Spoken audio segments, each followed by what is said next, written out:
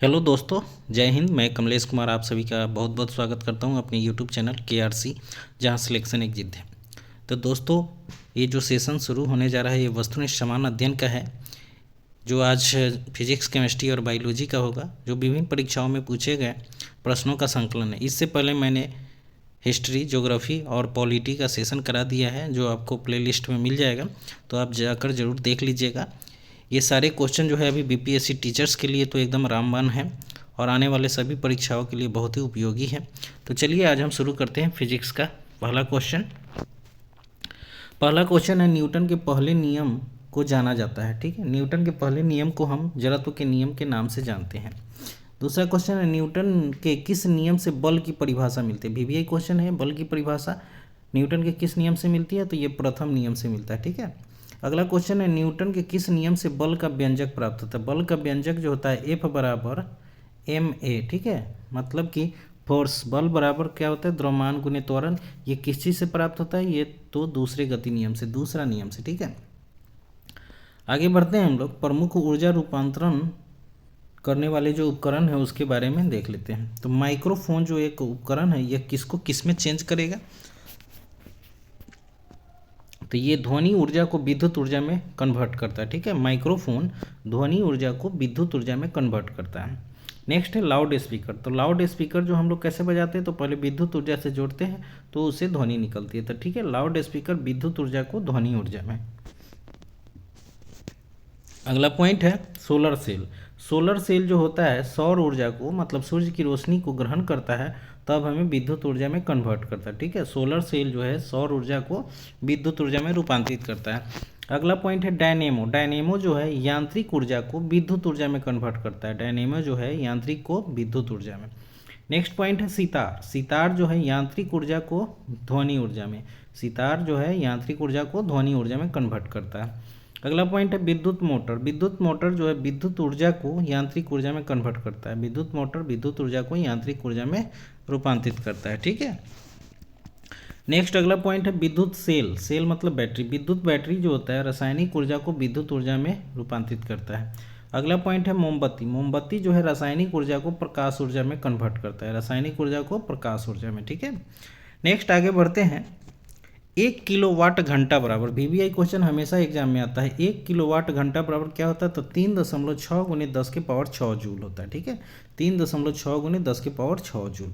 अगला पॉइंट है capital G का मान कितना होता है। कैपिटल G का मान जो होता है 6.67 गुने 10 के पावर -11 न्यूटन मीटर स्क्वायर बटा में kg स्क्वायर। VBI है, ये जरूर याद रखेंगे।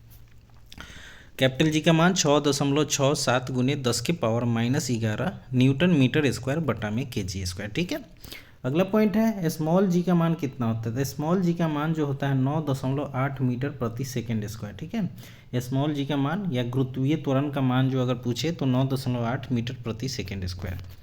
नेक्स्ट है स्मॉल g का मान सर्वाधिक कहाँ होता है। तो स्मॉल g का मान सर्वाधिक जो होता है वो ध्रुव पर होता है, ध्रुव पर।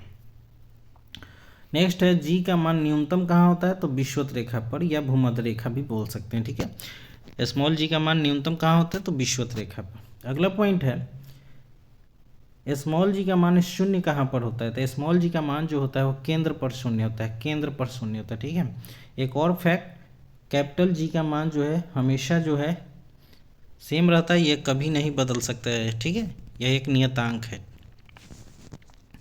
आगे बढ़ते हैं उत्तोलक और उसके उदाहरण। VBI है ये भी पॉइंट। इसमें जितने भी क्वेश्चन है सारे परीक्षाओं में पूछे गए प्रश्नों का संकलन है, तो इसे छोड़िएगा नहीं, स्किप मत कीजिएगा, जरूर पढ़ते जाइए। आपके इस सेशन से तो 100% एग्जाम में आने ही आने हैं। प्रथम श्रेणी के उत्तोलक। प्रथम श्रेणी के उत्तोलक में हैंड पंप आता है, हैंड पंप, पिलास, कैंची, साइकिल का ब्रेक। ठीक है, प्रथम श्रेणी के उत्तोलक में हैंड पंप आता है, पिलास आता है, कैंची आता है और साइकिल का ब्रेक भी आता है। दूसरा श्रेणी का उत्तोलक सेकेंड क्लास में जो आता है वो सरौता है, नींबू निचोड़ने की मशीन है और एक पहिया वाला वाहन है, एक पहिया वाला वाहन। तृतीय श्रेणी का जो उत्तोलक है उसमें चिमटा आता है, मनुष्य का हाथ आता है। ठीक है, चिमटा और मनुष्य का हाथ, तो ये तीनों जरूर याद रखिएगा। नेक्स्ट पॉइंट है एक अश्व शक्ति, हॉर्स पावर HP बोलते हैं, एक अश्व शक्ति या एक हॉर्स पावर बराबर कितना होता है, तो 746 वाट, 746 वाट, ठीक है। नेक्स्ट है पृथ्वी के पलायन वेग का मान कितना होता है, तो पृथ्वी के पलायन वेग का मान 11.2 किलोमीटर प्रति सेकेंड होता है, 11.2 किलोमीटर प्रति सेकेंड। नेक्स्ट है सौर मंडल के लिए पलायन वेग का मान कितना होता है, सौर मंडल के लिए मतलब सूरज के लिए, ठीक है ना, सूरज के लिए पलायन वेग का मान 42 किलोमीटर प्रति सेकेंड होता है, 42 किलोमीटर प्रति सेकेंड होता है। और चांद का जो होता है, चंद्रमा का या चांद का जो होता है 4.2 किलोमीटर प्रति सेकेंड होता है, ठीक है, 4.2 किलोमीटर प्रति सेकेंड होता है। नेक्स्ट आगे बढ़ेंगे हम लोग। ध्वनि तरंगे प्रकाश तरंगे क्रमशः उदाहरण है। ध्वनि तरंग किसका उदाहरण है, तो ध्वनि जो है अनुदैर्घ्य तरंग है और प्रकाश तरंगे जो है अनुप्रस्थ तरंग है, ठीक है, प्रकाश तरंग अनुप्रस्थ तरंग है।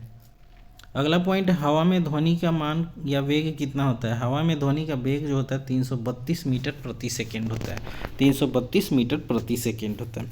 अगला पॉइंट है 20 हर्ट्ज, HZ का मतलब हर्ट्ज होता है, से कम की आवृत्ति वाले ध्वनि को क्या कहते हैं, तो अश्रव्य कहते हैं, अश्रव्य, जिसे हम नहीं सुन सकते हैं। नेक्स्ट है 20 HZ से मतलब 20 हर्ट्ज से 20,000 हर्ट्ज के बीच की आवृत्ति वाले ध्वनि तरंगों को हम लोग श्रव्य तरंगे बोलते हैं। श्रव्य मतलब जिसे हम सुन सकते हैं, ठीक है, ऑडिबल बोलते हैं। नेक्स्ट है ध्वनि दिन की अपेक्षा रात को अधिक सुनाई पड़ती है, क्यों, अपवर्तन के कारण। ध्वनि के अपवर्तन के कारण जो है ध्वनि दिन की अपेक्षा रात को अधिक दूर तक सुनाई देती है। अगला पॉइंट है दूरी मापने की सबसे बड़ी इकाई क्या है, तो दूरी मापने की सबसे बड़ी इकाई पारसेक है। 1 पारसेक बराबर 3.26 प्रकाश वर्ष होता है, ठीक है।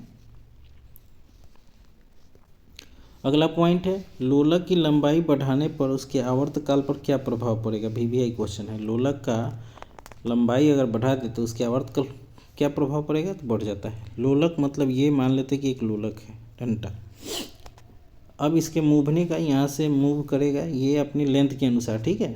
अगर हम इसको बढ़ा दें तो ये अब यहाँ से लेके यहाँ तक मूव करेगा। तो इस चीज़ को समझिए, जब ये डंडा छोटा था तो कम समय लगता था, लेकिन जब इसकी लंबाई बढ़ गई तो इसका जो मूवेबल पॉइंट है वो भी ज़्यादा बढ़ जाएगा। तो वही आवर्तकाल मतलब टाइम पीरियड के बारे में पूछ रहा है, तो इस चीज़ को समझ गए होंगे। लंबाई बढ़ेगी तो उसका आवर्तकाल भी बढ़ जाएगा, ठीक है। नेक्स्ट अगला पॉइंट है ठोस में ऊष्मा का संचरण किस विधि द्वारा होता है। ठोस में ऊष्मा का जो संचरण होता है वो है चालन विधि द्वारा, चालन विधि द्वारा। अगला पॉइंट है गैसों एवं द्रव में ऊष्मा का संचरण जो होता है किस विधि द्वारा, तो संवहन विधि द्वारा, ठीक है। गैस एवं द्रव में ऊष्मा का संचरण संवहन विधि द्वारा।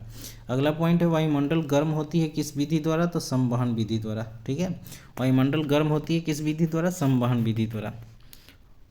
अगला पॉइंट है सबसे अधिक तरंग दैर्घ्य जो होता है किस रंग का होता है, तो लाल रंग का। सबसे कम तरंग दैर्घ्य किसका होगा, तो बैगनी का होगा, ठीक है। सबसे ज़्यादा लाल और सबसे कम बैगनी। और किसी मामले में अगर पूछे अपवर्तनांक हो गया, वर्ण विक्षेपण हो गया या कोई भी ऐसा चीज़, तो उसमें बैगनी सबसे ज़्यादा होगा और लाल सबसे कम होगा, ठीक है। तो ये ध्यान रखिएगा, तरंग दैर्घ्य के मामले में ही लाल सबसे अधिक है, बाद बाकी किसी भी मामले में पूछे तो उसमें लाल सबसे कम है। ये कंसेप्ट माइंड में सेट कर लीजिए। नेक्स्ट आगे बढ़ते हैं। हीरे का चमकना, कांच में आई दरारों का चमकना, रेगिस्तान में मरीचिका आदि बनने का कारण है पूर्ण आंतरिक परावर्तन। प्रकाश का पूर्ण आंतरिक परावर्तन के कारण जो है हीरा चमकता है, कांच में आई दरार चमकती है और रेगिस्तान में मरीचिका जो बनता है वो सब पूर्ण आंतरिक परावर्तन के कारण होते हैं। अगला पॉइंट है लेंस की क्षमता का मात्रक क्या है, तो डायोप्टर। लेंस की क्षमता का मात्रक डायोप्टर है। अगला पॉइंट है स्पष्ट दर्शन की न्यूनतम दूरी कितनी होती है, तो 25 सेंटीमीटर। स्पष्ट दर्शन की न्यूनतम दूरी 25 सेंटीमीटर होती है। नेक्स्ट है पानी के अंदर हवा का बुलबुला किसकी भांति कार्य करता है, तो पानी के अंदर हवा का बुलबुला जो है अवतल लेंस की भांति काम करता है। अवतल लेंस को अपसारी लेंस भी कहा जाता है, ठीक है। अगला पॉइंट है विद्युत का सबसे अच्छा चालक कौन है, तो चांदी। चांदी का संकेत क्या होता है, Ag होता है। इसका लैटिन नाम क्या होता है, अर्जेंटेनम होता है, अर्जेंटेनम, इसलिए इसका संकेत Ag है। नेक्स्ट है जरा दृष्टि दोष के निवारण हेतु प्रयोग किया जाता है बाइफोकल लेंस, ठीक है, बाइफोकल लेंस। जरा दृष्टि दोष बाइफोकल लेंस। अगला पॉइंट है अबिंदुकता के निवारण हेतु प्रयोग किया जाने वाला लेंस को है, तो बेलनाकार लेंस, ठीक है ना, अबिंदुकता। नेक्स्ट है दूरदृष्टि दोष के निवारण हेतु तो उत्तल लेंस का प्रयोग करते हैं, उत्तल लेंस से बने चश्मे का, ठीक है। और निकट दृष्टि दोष के लिए तो अवतल लेंस से बने चश्मे का प्रयोग करते हैं। नेक्स्ट पॉइंट है पृथ्वी की आयु एवं पुरानी चट्टानों की आयु ज्ञात की जाती है यूरेनियम डेंटिंग द्वारा। पृथ्वी की आयु एवं पुरानी चट्टानों की आयु हम यूरेनियम डेंटिंग के द्वारा मापते हैं। नेक्स्ट है जीवाश्मों की आयु और प्राचीन पादपों की आयु जो है वो कार्बन डेंटिंग विधि द्वारा मापा जाता है, ठीक है, ज्ञात किया जाता है।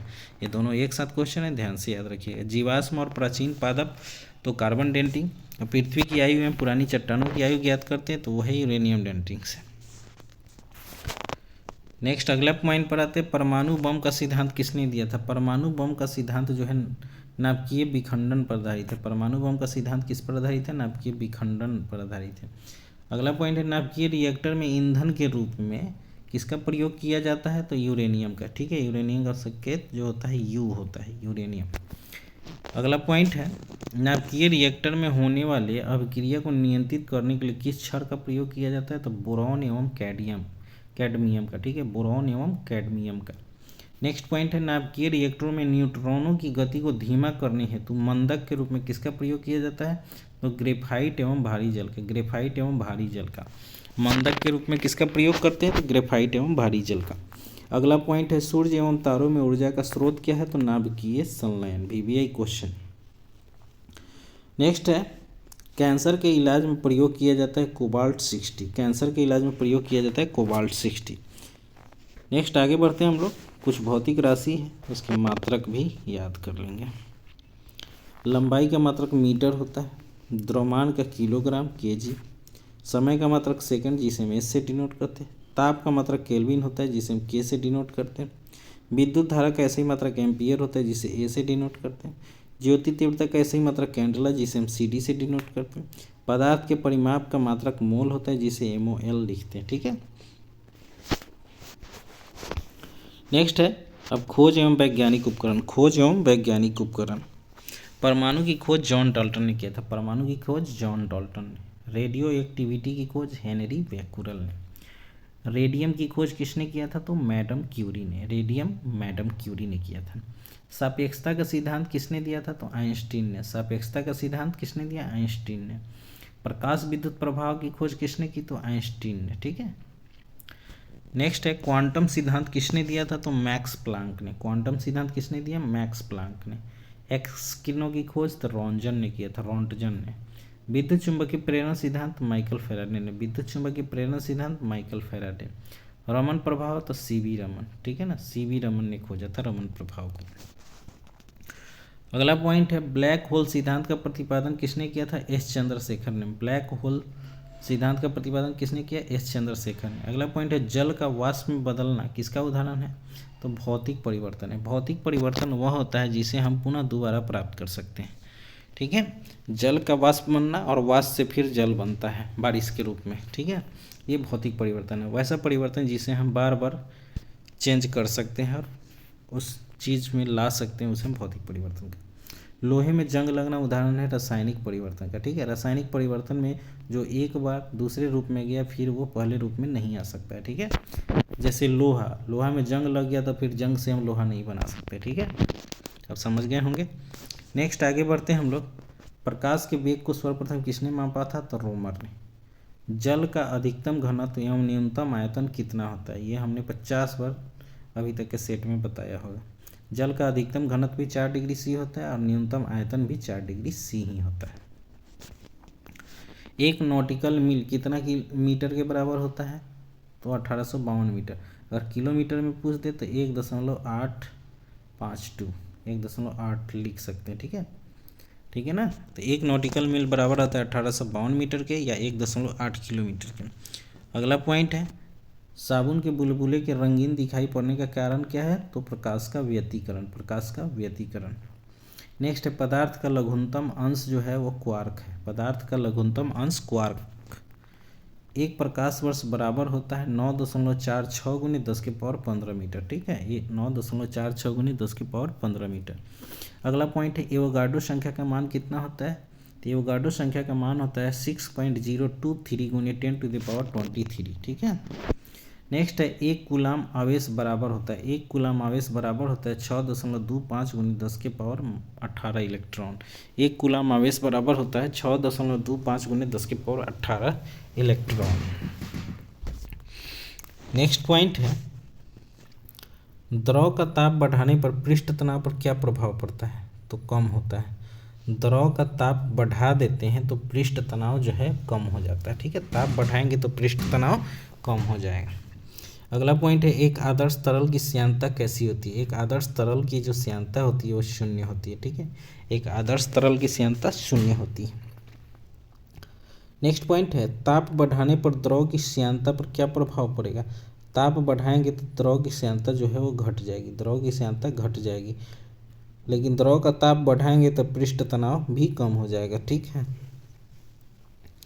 ताप बढ़ाने पर श्यानता भी कम हो जाएगी, द्रव का ताप बढ़ाने पर पृष्ठ तनाव भी कम हो जाएगा, ठीक है। तो दोनों चीज़ कम ही होता है। नेक्स्ट आगे बढ़ते हैं ताप बढ़ाने पर गैस की श्यानता पर क्या प्रभाव पड़ता है। अब गैस की श्यानता पर जो प्रभाव है वो बढ़ जाएगा, ताप बढ़ाएंगे तो गैस की श्यानता बढ़ जाएगी। अगला पॉइंट है किस विधि में ऊष्मा की हानि सबसे तेज गति से होती है, तो समवहन विधि से, ठीक है, समवहन विधि से। अगला पॉइंट है बर्फ में नमक मिलाने पर उसके गलनांक पर क्या प्रभाव पड़ता है, तो घट जाता है। बर्फ में नमक मिलाने पर उसके गलनांक पर क्या प्रभाव पड़ता है, तो घट जाता है। नेक्स्ट है तारों के टिमटिमाने के कारण क्या है, अपवर्तन। तारों के टिमटिमाने के कारण है अपवर्तन। अगला पॉइंट है सूर्योदय के पहले दिखाई देने वाला लालिमा का क्या कारण है, तो अपवर्तन है। तारा टिमटिमाता है अपवर्तन के कारण। सूर्योदय के पहले दिखाई देने वाला लालिमा जो है वो भी अपवर्तन का ही उदाहरण है, ठीक है।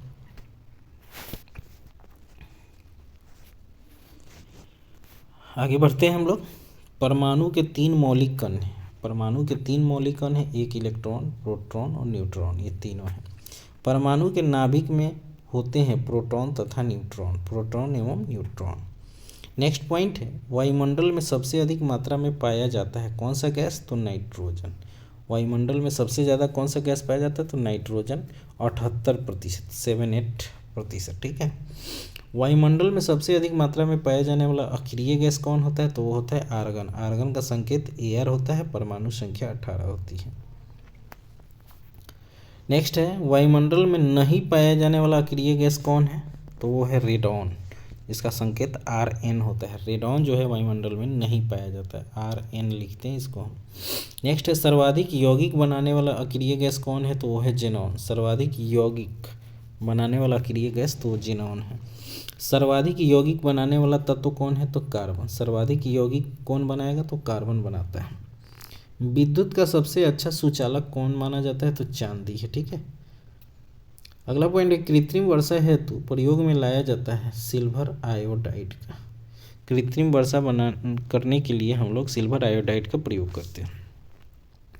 लोहे का शुद्धतम रूप क्या होता है, पिटवा लोहा। लोहे का शुद्धतम रूप पिटवा लोहा।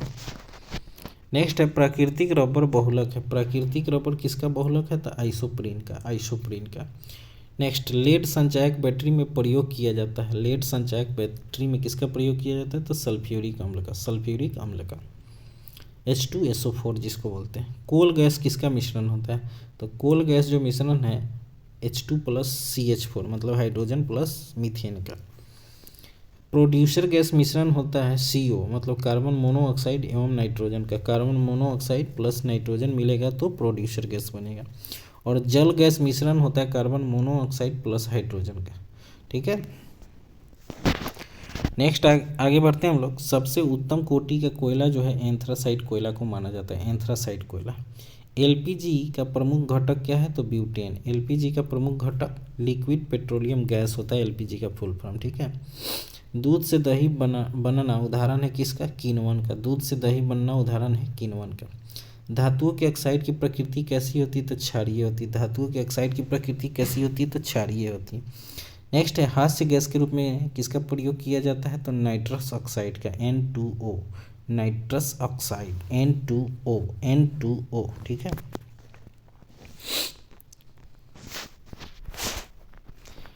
आगे बढ़ते हैं। हाइड्रोजन के कितने समस्थानिक है, तो हाइड्रोजन के 3 समस्थानिक है, 3 समस्थानिक है, प्रोटियम, ड्यूटेरियम एवं ट्राइटियम।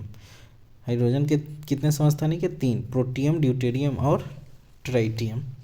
नेक्स्ट है पुराने तैल चित्रों के रंगों को फिर से उभारने के लिए किसका प्रयोग किया जाता है? तो हाइड्रोजन पेरोक्साइड का, हाइड्रोजन पेरोक्साइड का।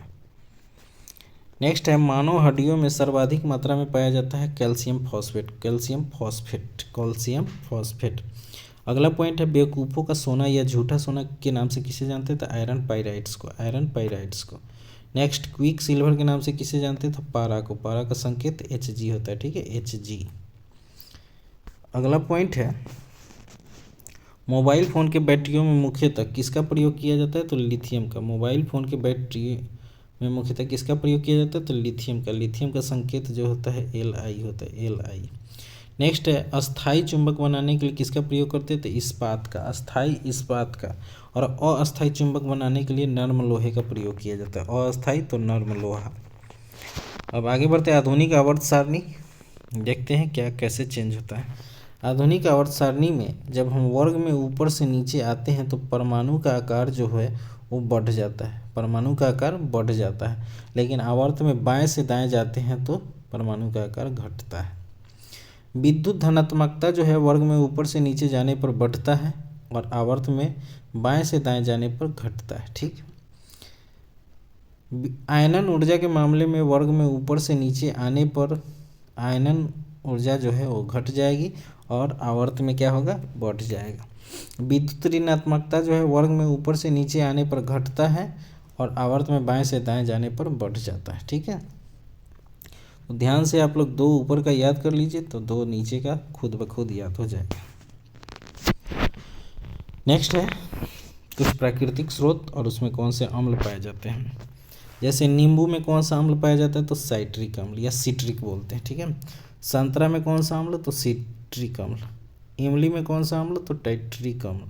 अंगूर में कौन सा अम्ल? तो मैलिक अम्ल, ठीक है। अंगूर में मैलिक होता है, ये यहाँ गलत लिखा गया है, मैलिक अम्ल होना चाहिए, मैलिक, ठीक है। अंगूर में मैलिक अम्ल होता है। दही में कौन सा अम्ल होता है? तो लैक्टिक अम्ल। सिरका में एसिटिक अम्ल। टमाटर में ऑक्जेलिक अम्ल और चींटी के डंक में मेथेनोइक अम्ल, ठीक है। तो यहाँ अंगूर में जो है मैलिक अम्ल होगा, ठीक है, मैलिक अम्ल। तो ये ध्यान से याद कर लीजिएगा, इस प्रिंट हो गया है बुक में। नेक्स्ट है पीएच मान देख लेते हैं। नींबू का पीएच मान 2.2 होता है, सिरका का 2.4 होता है, शराब का पीएच मान 2.8 होता है, मूत्र का पीएच मान 6 होता है, दूध का पीएच मान 6.4 होता है, लार का पीएच मान 6.5 होता है, रक्त का पीएच मान 7.4 होता है और समुद्री जल का पीएच मान 8.4 होता है, 8.4 होता है। तो आप इसको तो पूरा जुबान पे ही रखिएगा। नेक्स्ट है वैसे तत्व जिनकी परमाणु संख्या समान हो परंतु परमाणु भार भिन्न भिन्न हो कहलाते हैं समस्थानिक।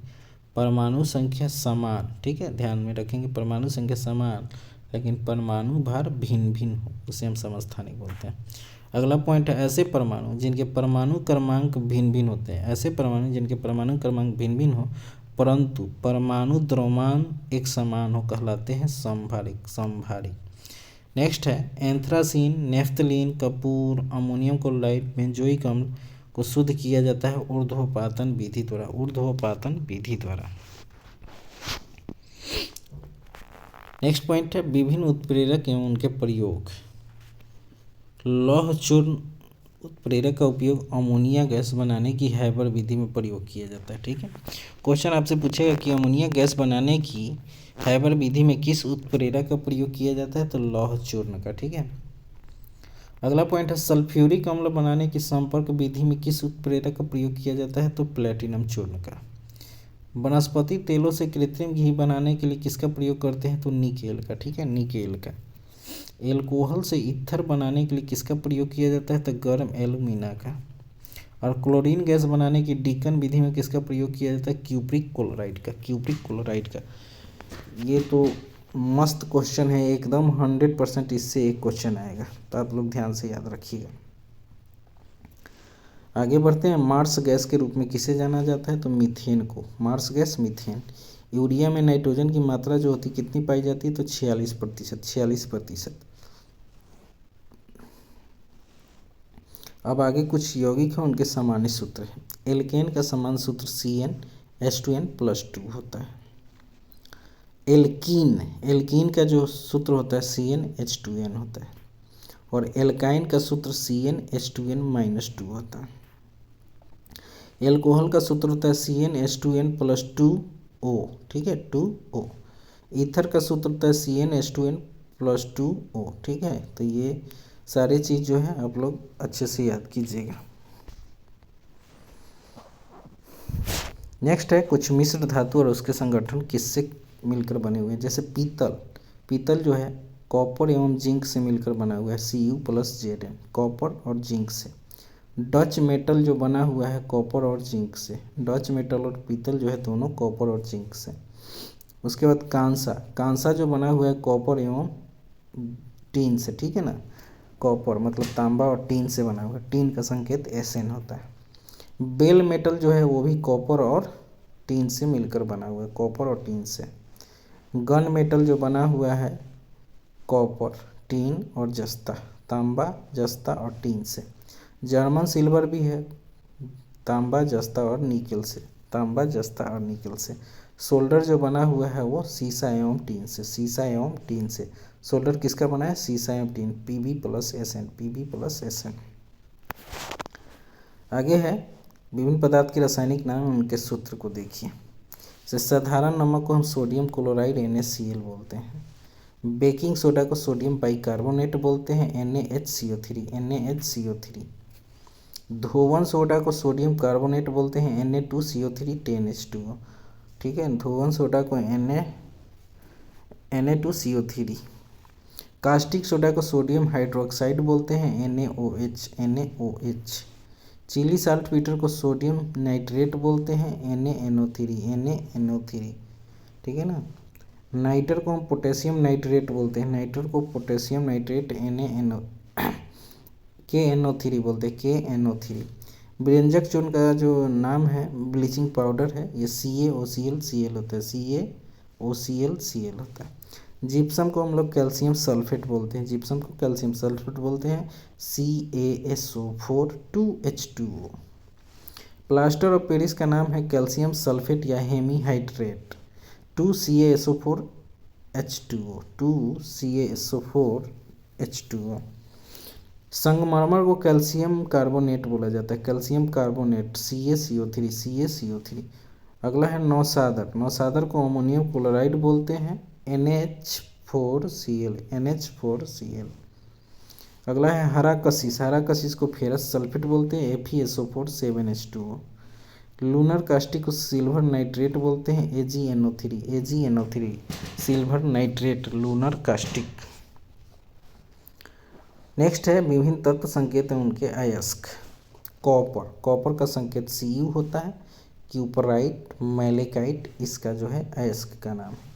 टीन का जो संकेत होता है Sn होता है, केसीटेराइट इसके अयस्क का नाम है, केसीटेराइट। सीसा का संकेत Pb होता है, Pb इसका अयस्क गैलेना है, गैलेना। सिल्वर का संकेत Ag होता है, इसका जो अयस्क है वो है अर्जेंटाइट। नेक्स्ट अगला पॉइंट है एल्युमिनियम का संकेत Al होता है। बॉक्साइट, क्रायोलाइट और कोरंडम जो है इसके मुख्य अयस्क है। जिंक का संकेत Zn होता है, कैलामाइन और जिंकाइट इसके मुख्य अयस्क का नाम है। लोहा का संकेत Fe होता है, सीडेराइट, हेमेटाइट और मैग्नेटाइट इसके मुख्य अयस्क है। अगला पॉइंट है कैडमियम का संकेत Cd होता है, ग्रीनोकाइट इसका मुख्य अयस्क है, ग्रीनोकाइट कैडमियम का मुख्य अयस्क है। अगला पॉइंट है क्रोमियम जिसका संकेत Cr होता है, क्रोमाइट इसका मुख्य अयस्क है। और सोना Au संकेत है और इसका कैल्वेराइट जो है सोना का प्रमुख अयस्क है, कैल्वेराइट। अब आगे बढ़ते हैं।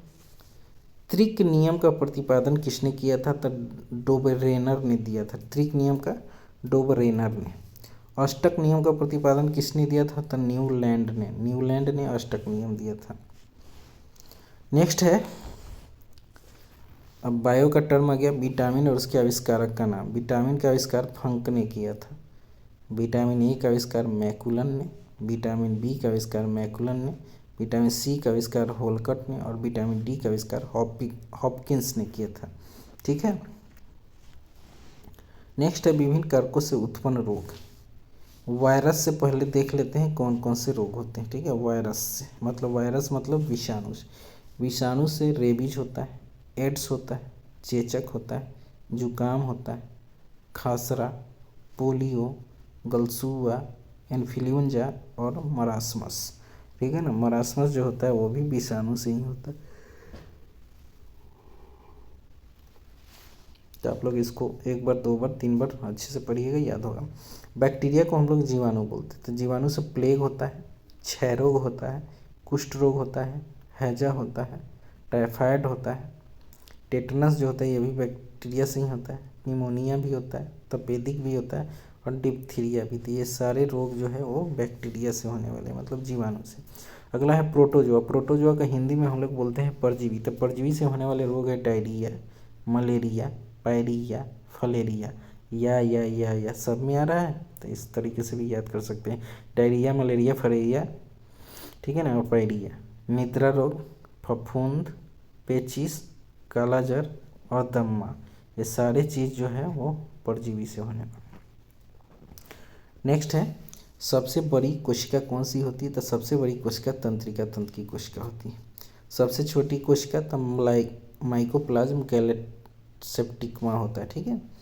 आरबीसी का निर्माण कहाँ होता है। तो आरबीसी का निर्माण अस्थि मज्जा में होता है। आरबीसी का कब्र कहा जाता है तो प्लीहा को। आरबीसी का कब्र प्लीहा को।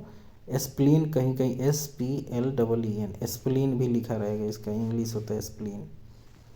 नेक्स्ट है आरबीसी का जीवन काल कितना होता है। तो 20 से 120 दिन। डब्ल्यूबीसी का जीवन काल कितना होता है। 2 से 4 दिन, 2 से 4 दिन। ठीक है। मानव खोपड़ी में हड्डियों की संख्या कितनी होती है। तो 8 होती है। मानव शरीर में पसलियों की संख्या कितनी होती है। तो 24 होती है। मानव शरीर में मांसपेशियों की संख्या 639 होती है। मानव शरीर में क्रोमोजोम की संख्या कितनी होती है। तो 46 होता है। 23 जोड़ा बोल सकते हैं, 23 जोड़ा। नेक्स्ट पॉइंट है मानव शरीर में केशुरुकी की संख्या कितनी होती है। तो 33 होती है, 33। अगला पॉइंट है मानव शरीर में रक्त परिभरण में लगा कुल समय कितना होता है। 23 सेकेंड होता है। ठीक है, 23 सेकेंड मतलब एक बार ऊपर से नीचे चला जाता है, 23 सेकेंड। अगला पॉइंट है सामान्यतः मानव शरीर में रक्त की मात्रा कितनी होती है। तो 5 से 6 लीटर, 5 से 6 लीटर। नेक्स्ट है मानव शरीर में भोजन का पाचन कहाँ से प्रारंभ होता है। तो मुख से होता है। अगला पॉइंट मानव शरीर में पचे हुए भोजन का अवशोषण होता है कहाँ से। तो छोटी आंत में, छोटी आंत में। नेक्स्ट है मानव शरीर का सबसे बड़ा अंग कौन है। तो त्वचा है। मानव शरीर का सबसे बड़ा अंग कौन है। त्वचा। नेक्स्ट पॉइंट है मानव शरीर की सबसे बड़ी ग्रंथि कौन है। तो यकृत। मानव शरीर की सबसे बड़ी ग्रंथि यकृत है। नेक्स्ट मानव शरीर की सबसे छोटी ग्रंथि तो पिट्यूटरी ग्रंथि, पिट्यूटरी ग्रंथि। नेक्स्ट है मानव शरीर की सबसे बड़ी हड्डी कौन है। तो फीमर है। मानव शरीर की सबसे बड़ी हड्डी फीमर। नेक्स्ट पॉइंट है मानव शरीर की सबसे छोटी हड्डी तो स्टेपिस, स्टेपिस। नेक्स्ट है मांसपेशी एवं अस्थि के जोड़ को क्या कहते हैं। तो टेंडन कहते हैं। मांसपेशी एवं अस्थि के जोड़ को क्या कहते हैं। टेंडन कहते हैं। नेक्स्ट है अस्थि एवं अस्थि के जोड़ को हम लोग लिंगामेंट्स बोलते हैं। क्या बोलते हैं। लिंगामेंट्स। अस्थि और अस्थि के जोड़ को लिंगामेंट्स बोला जाता है। नेक्स्ट है प्रोटीन की कमी से बच्चों में होने वाला रोग कौन है। क्वाशियोरकर एवं मरासमस। प्रोटीन की कमी से बच्चों में कौन कौन से रोग होते हैं। क्वाशियोरकर एवं मरासमस रोग हो जाते हैं। नेक्स्ट है विटामिन डी की कमी से बच्चों में होने वाले रोग कौन है। रिकेट्स होते हैं, रिकेट्स। विटामिन डी की कमी से वयस्कों में होने वाले रोग जो है ऑस्टोमलेशिया है, ऑस्टोमलेशिया। ठीक है, रिकेट्स बच्चों में होता है और वयस्कों में ऑस्टोमलेशिया हो जाता है। नेक्स्ट पॉइंट है जल में घुलनशील विटामिन कौन है। तो बी और सी। ठीक है, बी और सी। और वसा में घुलनशील विटामिन तो ADEK, एडेक पढ़ेंगे, एडेक। अगला पॉइंट है 1 ग्राम वसा के पूर्ण ऑक्सीकरण से कितनी ऊर्जा मुक्त होती है। तो 9.2 kilo calorie, 9.2 kilo calorie. Next point है 1 ग्राम ग्लूकोज के पूर्ण ऑक्सीकरण से कितनी ऊर्जा मुक्त होती है। तो 4.2 कैलोरी, 4.2 किलो कैलोरी। आगे बढ़ते हैं अनाक्षी श्वसन की संपूर्ण प्रक्रिया संपन्न होती है कोशिका द्रव में। ठीक है, कोशिका। ऑक्सी श्वसन की संपूर्ण प्रक्रिया कहाँ संपन्न होती है। तो वो होता है माइटोकॉन्ड्रिया, माइटोकॉन्ड्रिया। नेक्स्ट पॉइंट है मादा जनन हार्मोन के उदाहरण कौन है। तो एस्ट्रोजन और प्रोजेस्टेरॉन, प्रोजेस्टेरॉन। नर जनन के हार्मोन के उदाहरण है एंड्रोजन और टेस्टोस्टेरोन, ठीक है ना, टेस्टोस्टेरोन। सबसे छोटी एक कोशिकीय शैवाल कौन है? तो एस्टाबुलेरिया, एसिटाबुलेरिया सबसे छोटी एक कोशिकीय शैवाल है। अगला पॉइंट है सबसे बड़ी एक कोशिकीय शैवाल है तो मैक्रोसिस्टिस। सबसे छोटा गुणसूत्र किसमें पाया जाता है? तो शैवाल में। सबसे छोटा गुणसूत्र कहाँ पाया जाता है? तो शैवाल में। नील हरित शैवाल के नाम से किसे जानते हैं? तो साइनोबैक्टीरिया को। नील हरित शैवाल साइनोबैक्टीरिया के नाम से जानते हैं। बर्फ पर उगने वाले शैवाल को क्या कहते हैं? क्रायोफाइटिक शैवाल, क्रायोफाइटिक। अगला पॉइंट है पुष्प का नर जनन भाग क्या कहलाता है? तो पुंमंग। पुष्प का नर जनन जो है वो पुंमंग कहलाता है और पुष्प का मादा जनन भाग जो है जायंग कहलाता है, जायंग कहलाता है। नेक्स्ट है पौधे का जनन अंग कौन है? तो पुष्प है। पौधे का जनन अंग पुष्प है। चट्टानों पर उगने वाले पौधे को हम लोग लिथोफाइट्स बोलते हैं, लिथोफाइट्स। बालू में उगने वाले पौधे को क्या कहते हैं? तो सेमोफाइट्स कहा जाता है। अगला पॉइंट है रेगिस्तान क्षेत्रों में उगने वाले पौधे को हम लोग एरिमोफाइट्स बोलते हैं। क्या बोलते हैं? एरिमोफाइट्स। नेक्स्ट पॉइंट है दलदल में उगने वाले पौधे को क्या कहते हैं? तो हिलोफाइट्स, ठीक है। अगला पॉइंट है अम्लीय मृदा में उगने वाले पौधों को हम लोग ऑक्जिलोफाइट्स बोलते हैं। आगे बढ़ते हैं पैरेनकाइमा उत्तक के कार्य क्या है? पैरेनकाइमा उत्तक के कार्य है पौधे में भोजन को संचित करना, अगला पॉइंट है कॉलेनकाइमा उत्तक के कार्य क्या है? तो पौधे को लचीला बनाना। पौधे को लचीला बनाने के लिए कौन सा उत्तक कार्य करता है? तो कैलेनकाइमा। अगला पॉइंट है स्क्लेरेनकाइमा के कार्य क्या है? स्क्लेरेनकाइमा का कार्य है पौधे को कठोर बनाना। अगला पॉइंट है प्रकाश संश्लेषण की क्रिया सबसे तेज होती है लाल रंग के प्रकाश में। तो ऊपर वाले तीनों क्वेश्चन को अच्छे से याद करिएगा। पैरेनकाइमा पौधे में भोजन को संचित करता है, कैलेनकाइमा जो है पौधे को लचीला बनाता है, स्क्लेरेनकाइमा जो है पौधे को कठोर बनाता है। प्रकाश संश्लेषण की क्रिया सबसे अधिक लाल रंग में होती है, ठीक है। पत्तियों का रंग हरा जो होता है क्लोरोफिल या पर्णहरित के कारण होता है। अगला पॉइंट है शरीर के भीतर रक्त का थक्का न बनने देने वाला प्रोटीन कौन है? तो हीपैरिन, ठीक है। रक्त का थक्का बनने के लिए अनिवार्य प्रोटीन है फाइब्रोनोजेन। अगला पॉइंट है ब्लड बैंक में रक्त को रखा जाता है 40 डिग्री फ़ारेनहाइट पर, ठीक है, 40 डिग्री फ़ारेनहाइट पर। सर्वप्रथम जेनेटिक शब्द का प्रयोग किसने किया था? तो डब्ल्यू वाटसन ने। सर्वप्रथम जेनेटिक शब्द का प्रयोग किसने किया था? डब्ल्यू वाटसन ने। सर्वप्रथम जीन शब्द का प्रयोग किसने किया था? जोहानसन के द्वारा। अगला पॉइंट है सर्वप्रथम कोशिका शब्द का प्रयोग किसने किया था? तो रॉबर्ट हुक के द्वारा। सर्वप्रथम जीन शब्द का प्रयोग जोहानसन ने किया था और सर्वप्रथम कोशिका शब्द का प्रयोग जोहानसन के द्वारा किया गया था। नेक्स्ट आगे बढ़ते हैं हम लोग। जठर रस एक ग्रंथि है जहाँ पेप्सिन और रेनिन एंजाइम होते हैं। प्रतिक्रिया के बाद पेप्टोन्स जो है कैल्शियम पैरा कैसिनेट में बदलता है। पेप्सिन पेप्टोन्स में बदलता है और रेनिन जो है कैल्शियम पैरा कैसिनेट में बदल जाता है। अग्नाशय रस में ट्रिप्सिन और लाइपेज है। ट्रिप्सिन जो है पॉलीपेप्टाइड्स में बदल जाता है और लाइपेज जो है वसा एवं ग्लिसरॉल में बदल जाता है, ठीक है। अगला पॉइंट है लार जो है लार में एमाइलेज होता है, टाइलिन होता है और माल्टेज होता है, ठीक है। तो एमाइलेज जो है शर्करा में बदलता है, टाइलिन जो है माल्टोज में बदल जाता है और माल्टेज जो है वो ग्लूकोज में बदल जाता है, ठीक है। अगला पॉइंट है कोशिका का शक्ति गृह पावर हाउस किसे कहा जाता है? तो माइटोकॉन्ड्रिया को। पावर हाउस के नाम से किसे जानते हैं? माइटोकॉन्ड्रिया की। अगला पॉइंट है पित्त स्रावित होता है कहाँ से? यकृत से। पित्त जमा कहाँ होता है? तो पित्ताशय में। पित्त कहाँ जमा होता है? पित्ताशय में। अगला पॉइंट है इंसुलिन में अल्प स्रवण से होने वाला रोग कौन है? मधुमेह। इंसुलिन में अल्प स्रवण से होने वाला रोग कौन है? तो मधुमेह।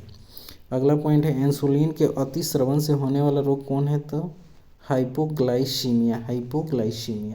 अगला पॉइंट है इंसुलिन की खोज किसने किया था? तो वेटिंग एवं वेस्ट ने, ठीक है, मधुमेह दिवस कब मनाते? तो 14 नवंबर को। अगला पॉइंट है ब्रिक के बाहरी भाग को क्या बोलते हैं? तो कोर्टेक्स बोलते हैं, कोर्टेक्स। और ब्रिक के भीतरी भाग को मेडुला कहा जाता है, मेडुला। ब्रिक की क्रियात्मक इकाई को हम लोग नेफ्रॉन कहते हैं, नेफ्रॉन। जब ग्लूकोज प्लस फ्रुक्टोज मिलते हैं तो क्या बनते हैं? सुक्रोज बनता है। ग्लूकोज और फ्रुक्टोज जब मिलते हैं तो सुक्रोज बनाते हैं। ग्लूकोज और ग्लूकोज को मिलाया जाता है तो माल्टोज बनाते हैं। ग्लूकोज प्लस गैलेक्टोज को मिलाते हैं तो वो लैक्टोज बनाते हैं। नेक्स्ट है मोनोसेक्राइड का उदाहरण है ग्लूकोज एवं गैलेक्टोज। मोनोसेक्राइड का उदाहरण है ग्लूकोज एवं गैलेक्टोज। डाइसेक्राइड का उदाहरण है माल्टोज, सुक्रोज एवं लैक्टोज। पॉलीसेक्राइड का उदाहरण है स्टार्च एवं ग्लाइकोजन, स्टार्च एवं ग्लाइकोजन। सर्वदाता रक्त समूह कौन है? तो ओ है। सर्वग्राहता रक्त समूह ए बी है, सर्वग्राहता ए बी है। अगला पॉइंट है आपका रक्त परिसंचरण तंत्र की खोज किसने की थी? तो विलियम हार्वे ने, विलियम हार्वे ने। रक्त समूह की खोज किसने किया था? तो कार्ल लैंडस्टीनर ने, कार्ल लैंडस्टीनर ने। अब आगे बढ़ते हैं फसल और उनके होने वाले रोग और वाहक। धान में कौन सा रोग होता है? तो खैरा रोग होता है। इसका कारक क्या है? जिंक है, जिंक की कमी। आम में लिटिल लीफ होता है, इसमें जिंक की कमी के कारण। मटर में मार्स रोग हो जाता है, ये मैग्नीज के कारण। ठीक है, तीनों मौं से मटर में मार्स रोग मैगजीन की कमी से, मैग्नीज की कमी से, मैग्नीज। नींबू में लिटिल लीफ होता है, ये जो है तांबा की कमी से, कॉपर की कमी से। नींबू में डाइबैक रोग होता है, ये भी कॉपर की कमी से। ठीक है, अगला पॉइंट है पौधे के विभिन्न भागों तक भोज्य पदार्थ का वाहक जो होता है वो फ्लोएम द्वारा होता है। मतलब पौधे में के विभिन्न भागों में भोजन कौन पहुंचाता है? फ्लोएम पहुंचाता है। अगला पॉइंट है पौधे के विभिन्न भागों तक जल का वाहक किसके द्वारा होता है? तो जाइलम के द्वारा। जल तो जाइलम के द्वारा। लीवर में संचित विटामिन कौन है? तो विटामिन ए। लीवर में संचित विटामिन विटामिन ए है। अगला पॉइंट है मछलियों के यकृत तेल में किस विटामिन की प्रचुरता होती है? तो विटामिन ए की, विटामिन ए की। नेक्स्ट है वृद्धि हार्मोन स्रावित होता है पिट्यूटरी ग्रंथि से। वृद्धि हार्मोन पिट्यूटरी ग्रंथि से। रक्तदाब का नियंत्रण जो होता है अधिप्रिक एंड्रीनल ग्रंथि से। रक्तदाब का नियंत्रण किसके द्वारा होता है? एड्रीनल ग्रंथि से ही अधिपिक्र बोलते हैं। एंटीबॉडी का निर्माण जो होता है वो लिम्फोसाइट में होता है। लिम्फोसाइट मतलब WBC, इसी को लिम्फोसाइट्स बोलते हैं। अगला पॉइंट है पेट्रोलियम की गुणवत्ता प्रदर्शित की जाती है ऑक्टेन नंबर से, ऑक्टेन नंबर से। परमाणु की प्रभावी त्रिज्या होती है 10⁻10 मीटर और नाभिक का आकार जो होता है 10⁻15 मीटर। नाभिक का आकार 10⁻15 मीटर और परमाणु की प्रभावी त्रिज्या जो होती है 10⁻10 मीटर। अगला पॉइंट है कृत्रिम ऑक्सीजन के रूप में प्रयोग किया जाता है ऑक्सीजन एवं हीलियम का मिश्रण। ठीक है,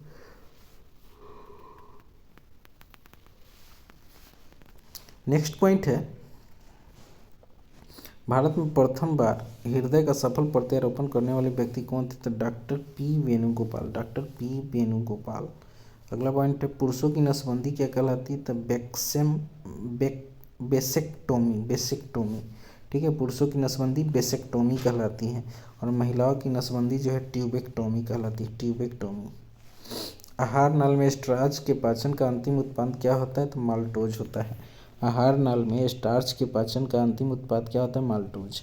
जीव जगत का सबसे बड़ा संघ है आर्थ्रोपोडा, जीव जगत का सबसे बड़ा संघ है आर्थ्रोपोडा। नेक्स्ट है आधुनिक एंटीसेप्टिक सर्जरी के जनक किसे कहते हैं? तो जोसेफ लिस्टर को, जोसेफ लिस्टर को, जोसेफ लिस्टर को। नेक्स्ट है लाइकेन में परस्पर सहजीवी मौजूद होते हैं कवक एवं शैवाल, कवक एवं शैवाल। अगला पॉइंट है प्रोटीन का पाचन जो होता है कहाँ होता है? छोटी आंत में, प्रोटीन का पाचन छोटी आंत में। नेक्स्ट है भोजन पचाने में सहायक होता है एंजाइम, भोजन पचाने में सहायक होता है एंजाइम। अगला पॉइंट है पौधे का मुख्य प्रकाश संश्लेषी अंग कौन है? तो पत्ती। पौधे का मुख्य प्रकाश संश्लेषी अंग पत्ती। पत्तियों का पीला रंग किसके कारण होता है? तो कैरोटीन के कारण, कैरोटीन के कारण। अगला पॉइंट है पर्णहरित में उपस्थित मुख्य धातु कौन है? तो मैग्नीशियम। पर्णहरित में उपस्थित मुख्य धातु कौन है? तो मैग्नीशियम। नेक्स्ट है प्रकाश संश्लेषण का प्रथम स्थिर यौगिक कौन है? तो फॉस्फोग्लिसरिक अम्ल, फॉस्फोग्लिसरिक अम्ल। ठीक है, अगला पॉइंट है पौधे नाइट्रोजन को ग्रहण करते हैं नाइट्रेट के रूप में, पौधे नाइट्रोजन को ग्रहण करते हैं नाइट्रेट के रूप में। नेक्स्ट है स्वप्नों का अध्ययन क्या कहलाता है? तो ऑनिरोलॉजी, ऑनिरोलॉजी। मनुष्य के सौंदर्य के अध्ययन को हम लोग कैलोलॉजी कहते हैं, कैलोलॉजी। अगला पॉइंट है मानव के विकास एवं परंपराओं के अध्ययन को कहते हैं एंथ्रोपोलॉजी, एंथ्रोपोलॉजी। वृद्धावस्था से संबंधित अध्ययन को हम लोग कहते हैं जीरेंटोलॉजी, जीरेंटोलॉजी। नेक्स्ट है मनुष्य में लिंग निर्धारण निर्भर करता है पुरुष के क्रोमोजोम पर, पुरुष के क्रोमोजोम पर। नेक्स्ट आगे बढ़ते हैं हम लोग पौधे के विभिन्न कुल एवं उसके नाम को पढ़ते हैं। सोलेनेसी, सोलेनेसी जो होता है आलू बैंगन टमाटर मिर्च, ठीक है ना, ये चारों का सब्जी मिलाकर हम लोग बना देते हैं, ये सोलेनेसी कुल का है। आलू बैंगन टमाटर, आलू बैंगन टमाटर एकदम परफेक्ट सब्जी बनता है इसका, ठीक है। नेक्स्ट है क्रूसीफेरी, मूली शलजम और सरसों, मूली शलजम और सरसों जो है वो क्रूसीफेरी कुल के अंतर्गत आता है। अगला पॉइंट है कुकुरबिटेसी, कुकुरबिटेसी के अंतर्गत तरबूज खीरा लौकी और करेला आता है, तरबूजा खीरा लौकी और करेला। लिलिएसी, लिलिएसी के अंतर्गत लहसुन और प्याज आता है, लिलिएसी लहसुन प्याज। नेक्स्ट है ग्रेमिनेसी, ग्रेमिनेसी कुल के अंतर्गत चावल गेहूं गन्ना मक्का ज्वार, ग्रेन से अनाज होता है तो सारे ग्रेन आ जाते हैं इसमें, ग्रेमिनेसी में। रूटेसी में है छिलके वाले जो हैं जिसमें स्टार्च होता है, तो नींबू संतरा बेल, ठीक है, नींबू संतरा बेल होते हैं। नेक्स्ट है अगला पॉइंट विभिन्न तनों एवं जड़ों का रूपांतरण, जैसे कंद तना है, उदाहरण आलू हो गया, ठीक है। प्रकंद भी तना है तो हल्दी एवं अदरक इसका उदाहरण हो गया।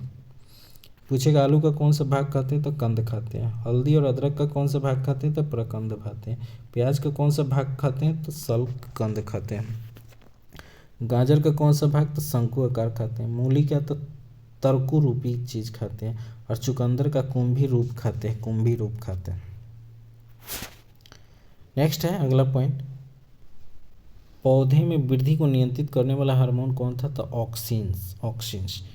बौने पौधे को लंबा करने में सहायक हार्मोन कौन है तो जिबरेलिन, बौने पौधे को जब लंबा करेगा वो जिबरेलिन है।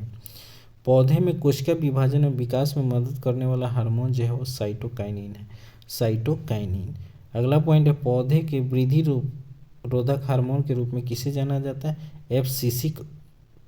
एब्सिस्को, ठीक है ना, एब्सिस्को हार्मोन को। नेक्स्ट है एकमात्र हार्मोन जो गैसीय अवस्था में पाया जाता है वो है एथिलीन, एकमात्र हार्मोन जो गैसीय अवस्था में पाया जाता है वो है एथिलीन। अगला पॉइंट है किस हार्मोन को फूल खिलाने वाला हार्मोन कहते हैं तो फ्लोरीजेंस, फ्लोरीजेंस। नेक्स्ट है विटामिन रासायनिक नाम और होने वाले रोग, जैसे विटामिन ए का रासायनिक नाम है रेटिनॉल और विटामिन ए की कमी से होता है जीरोप्थैल्मिया रोतौंधी, ठीक है, जीरोप्थैल्मिया और रोतौंधी रोग होता है। विटामिन B1 का रासायनिक नाम थायमिन है, इससे बेरी बेरी रोग होता है। विटामिन B2 का रासायनिक नाम है राइबोफ्लेविन, राइबोफ्लेविन, और इससे त्वचा फटने लगता है, ठीक है। विटामिन B3 नियासिन इसका रासायनिक नाम है, विटामिन B3 का नियासिन, पेलाग्रा इससे होता है, पेलाग्रा रोग। विटामिन B5 पेंटेथेनिक अम्ल है, इससे बाल सफ़ेद होने लगते हैं। विटामिन B6 को पायरोटॉक्सिन बोलते हैं, एनीमिया रोग होता है इससे, एनीमिया रोग, खून की कमी, एनीमिया को बोलते हैं। बायोटिन B7 का रासायनिक नाम है, ठीक है ना, B7 का रासायनिक नाम बायोटिन है, बालों का गिरना इससे होता है। विटामिन B11 फॉलिक अम्ल बोलते हैं इससे पेचिस रोग होता है। विटामिन B12 को साइनाकाबालामिन इसका रासायनिक नाम है और इसकी कमी से पांडु रोग होता है। विटामिन C का रासायनिक नाम एस्कॉर्बिक एसिड है, मसूडों को फूल जाते हैं, मसूडों से खून आना, ये सारी बीमारियां होती हैं। विटामिन D को कैल्सीफेरॉल कहते हैं, विटामिन D का रासायनिक नाम कैल्सीफेरॉल। रिकेट्स जो होता है ये रोग बच्चों में होता है विटामिन D की कमी से। अगला पॉइंट है विटामिन D2 आर्गो कैल्सीफेरॉल, हड्डियों में दर्द होता है, आर्गो कैल्सीफेरॉल। विटामिन B3 का कैले कैल्सीफेरॉल, कैले कैल्सीफेरॉल, बालों का झरना, ठीक है। नेक्स्ट आगे बढ़ते हैं जीवधारियों के आनुवंशिक संगठन को क्या बोलते हैं तो जीनोटाइप बोलते हैं, जीवधारियों के आनुवंशिक संगठन को जीनोटाइप। नेक्स्ट है गुणसूत्रों में पाए जाने वाले आनुवंशिक पदार्थ को क्या कहते हैं तो जीनोम कहते हैं, जीनोम कहते हैं। अगला पॉइंट है जीन की कार्यात्मक इकाई क्या है सिस्टरॉन, जीन की कार्यात्मक इकाई सिस्टरॉन। उत्परिवर्तन की इकाई क्या है म्यूटॉन, उत्परिवर्तन की इकाई म्यूटॉन। नेक्स्ट है पुनः संयोजन की इकाई क्या है, रेकॉन। पुनः संयोजन की इकाई रेकॉन। अगला पॉइंट है समसूत्री विभाजन होता है कायिक कोशिकाओं में, कायिक कोशिकाओं में। नेक्स्ट है अर्धसूत्री विभाजन होता है जनन कोशिकाओं में, जनन कोशिकाओं में। और असूत्री विभाजन जो होता है अविकसित कोशिकाओं में। ये 3 क्वेश्चन है, समसूत्री कायिक कोशिकाओं में, अर्धसूत्री जनन कोशिकाओं में, और असूत्री जो होता है अविकसित कोशिकाओं में होता है। ठीक है। नेक्स्ट है परिस्थितिकी शब्द का सर्वप्रथम प्रयोग किसने किया था, तो अनरेस्ट हेकल ने किया था, अनरेस्ट हेकल। परिस्थितिकी शब्द का सर्वप्रथम प्रयोग अनरेस्ट हेकल ने किया था। परिस्थितिकी तंत्र शब्द का प्रयोग सर्वप्रथम एजी टॉन्सले ने किया था। परिस्थितिकी तंत्र, तंत्र लगा रहेगा तो एजी टॉन्सले हो जाएगा, और परिस्थितिकी सीधे रहेगा तो अर्नेस्ट हेकल ने किया था। अगला पॉइंट है हॉट स्पॉट शब्द का प्रयोग सर्वप्रथम किसने किया था, नॉर्मन मेयर ने, नॉर्मन मेयर ने।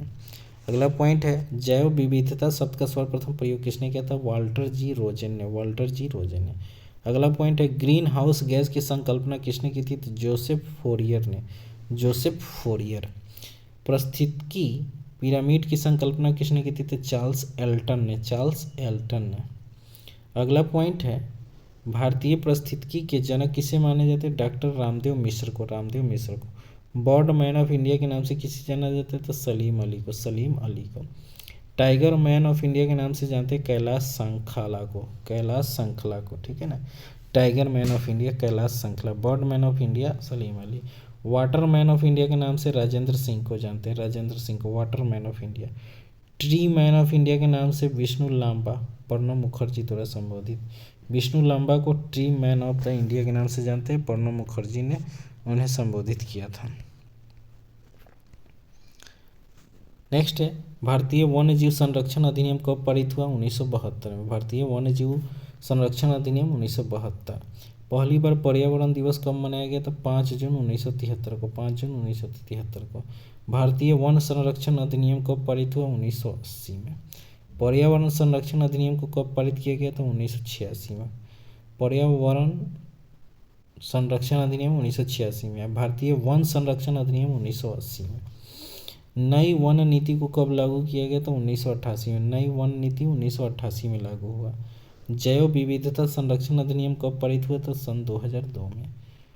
एनजीटी की स्थापना कब हुई, एनजीटी की स्थापना 2010 में की गई थी, एनजीटी की स्थापना 2010 में। अगला पॉइंट है ओजोन संरक्षण हेतु मॉन्ट्रियल प्रोटोकॉल का आयोजन कब किया गया था, 1987 में। ठीक है, 1987 में। पृथ्वी सम्मेलन रियो डी जेनेरियो में आयोजित हुआ था, ये कब हुआ था, 1992 में। ठीक है, पृथ्वी सम्मेलन कहाँ हुआ था, रियो डी जेनेरियो ब्राज़ील में इसका सम्मेलन हुआ था 1992 में। अगला पॉइंट है वैश्विक पर्यावरण संरक्षण हेतु क्योटो प्रोटोकॉल आयोजित की गई थी। वैश्विक पर्यावरण संरक्षण के लिए क्योटो प्रोटोकॉल आयोजित की गई थी 1997 में। अगला पॉइंट है भारत में बाघों के संरक्षण हेतु प्रोजेक्ट टाइगर कब लागू किया गया था, 1973 में, 1973 में। नेक्स्ट है भारत में हाथियों के संरक्षण हेतु प्रोजेक्ट एलिफेंट लागू किया गया था कब, तो 1992 में, 1992 में।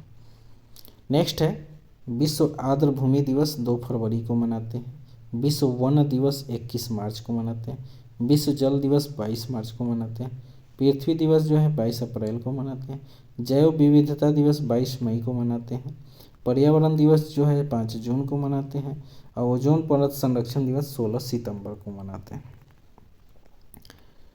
नेक्स्ट है भारत का पहला राज्य पूर्ण रूप से जैविक बना वो सिक्किम था। ठीक है, सिक्किम 2016 में। भारत में केंद्रीय गंगा प्राधिकरण की स्थापना 1985 में की गई। राष्ट्रीय वन्यजीव संस्थान कहाँ स्थित है, तो देहरादून में। टायलर पुरस्कार का संबंध किससे है, तो पर्यावरण सुरक्षा से। भारत में सर्वाधिक मात्रा में मैंग्रोव वनस्पति कहाँ पाई जाती है, तो सुंदरवन में, सुंदरवन में। ठीक है, सुंदरवन में पाया जाता है। अब है ग्रीन हाउस गैस एवं उसका योगदान। जलवाष्प जो है 60% होता है ग्रीन हाउस गैस में। कार्बन डाइऑक्साइड 26%, मीथेन 4 से 5%। ठीक है, 4 से 9% तक मीथेन होता है। और ओजोन जो होता है वो 3 से 7%, नाइट्रस ऑक्साइड 1.5%, और क्लोरोफ्लोरोकार्बन जो होता है 0.1 से 0.4% तक। दुनिया का पहला कार्बन निगेटिव देश के रूप में किसे जाना जाता है? तो भूटान को। दुनिया का पहला कार्बन निगेटिव देश भूटान को जाना जाता है। जल प्रदूषण निवारण तथा नियंत्रण अधिनियम कब लागू हुआ? तो 1974 को। जल प्रदूषण निवारण 1974 में। नेक्स्ट है, भारत का सर्वोच्च नागरिक सम्मान कौन है? तो भारत रत्न। भारत रत्न की शुरुआत कब हुई? तो 1954 में। इस सम्मान से सम्मानित प्रथम भारतीय एस राधाकृष्णन थे। ठीक है। इस सम्मान से सम्मानित प्रथम भारतीय महिला इंदिरा गांधी थी। भारत रत्न से सम्मानित प्रथम विदेशी व्यक्ति जो थे वो खान अब्दुल गफ्फार खान थे। मरणोपरांत जो है भारत रत्न से सम्मानित जो व्यक्ति थे वो प्रथम भारतीय लाल बहादुर शास्त्री थे। अगला पॉइंट है, रमन मैग्सेसे पुरस्कार की शुरुआत 1958 में हुई थी। 1958 में।